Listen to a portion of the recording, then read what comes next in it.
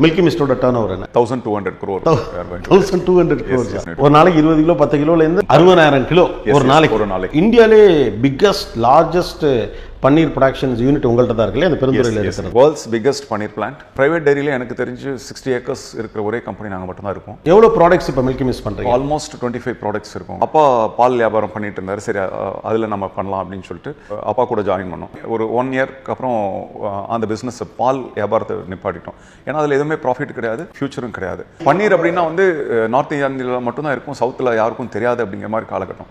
அது அப்படியே கொஞ்சம் கொஞ்சமாக பிரேக் பண்ணி வந்துடும். பிகினிங் ஸ்டேஜில் பார்த்தீங்கன்னா பால்காரங்கிட்ட போய் பால் கேட்டிங்கன்னா கூட ஒரு 40 லிட்டர் பால் கொடுக்கறதுக்கு ஒரு 100 வாட்டி உங்களை பார்ப்பாங்க. ஏன் அப்படின்னு கேட்டிங்கன்னா இவர் வியாபாரம் பண்ணுவாரா, இவர் நாளைக்கு திடீர்னு வந்து மழை காலத்தில் வந்து பால் அதிகம் வர நேரத்தில் விட்டுட்டு போயிட்டா நான் என்ன பண்ண முடியும்?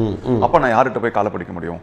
So this is the thing at those days. ஒரு சைடு அப்பா போய் ஆளை கூட்டிகிட்டு வருவார், ஒரு சைடு நான் போய் டெய்லி காலில் மில்க் வெஹிக்கிள் வந்துடும். எங்களை பார்த்தா கம்பெனியில் ஆள் இருக்க மாட்டாங்க.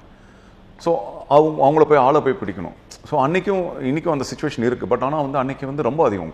நீங்கள் வந்து ஒரு நல்ல ஆட்கள் கிடைக்க மாட்டாங்க. Because totally manual plan. அப்போ வந்து எல்லாமே வந்து மேனுவலாக தான் பண்ணணும். மில்கி மிஸ்ட்ங்கிற இந்த பிராண்டை எப்போ கிரியேட் பண்ணீங்க? சரி, அது ஒரு இன்ட்ரெஸ்டிங்கான ஸ்டோரி. எப்படின்னு கேட்டிங்கன்னா 95-96 வரைக்கும் இந்த பல்கா பன்னீர் வந்துட்டு ஹோட்டல்ஸ் இதெல்லாம் சப்ளை பண்ணிட்டு இருந்தோம்.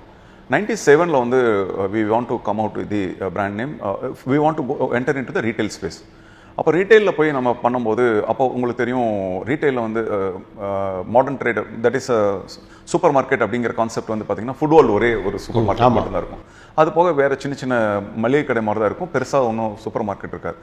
அப்போ போய் அவங்க ஃபஸ்ட்டு டைம் மீட் பண்ணும்போது ஃபஸ்ட்டு என்ன சொன்னாங்க, நீங்கள் you are not at all a brand, we can not place your product in my store அப்படின்னா. அப்போது தென் வந்து பிராண்ட் நேம் இருந்தால் தான் அங்கே உள்ளே போக முடியும் அப்படின்னு சொல்லிட்டு.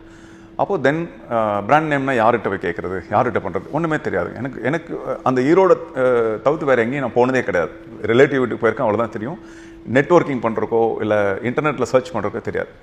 தென் எனக்கு ஒருத்தர் ஹெல்ப்பை கூட்டிகிட்டு நான் போய் அப்போது நெட் கேஃபே நிறையா இருக்கும், ப்ரௌசிங் சென்டரில் போய் யாஹூவில் போய், அப்போது கூகுள்லாம் கிடையாது, யாஹூ தான் அப்போ மெயினாக இருக்கும்.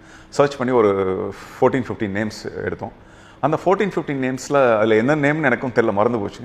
பட் மில்கி மிஸ்ட்ங்கிற ஒரு பேர் எடுத்தோம். சும்மா அன்னைக்கு வந்து ஒரு ஜஸ்ட் வெறுமனே ஒரு கேட்குறாங்களேன்னு ஒரு பேர் கொடுக்கணும் பண்ணோம். We should relate to milk. அது வந்து அதனால தான் அதை செலக்ட் பண்ணுவோம்.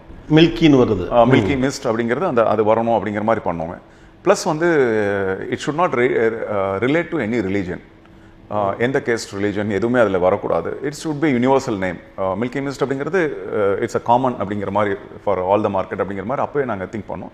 ஸோ அதனால் அதில் பண்ணிட்டோம். ஓகே, இந்த குழந்தைக்கு பேர் வைக்கிற மாதிரி தேடி பிடிச்சி ஒன்று வச்சிருக்கீங்க.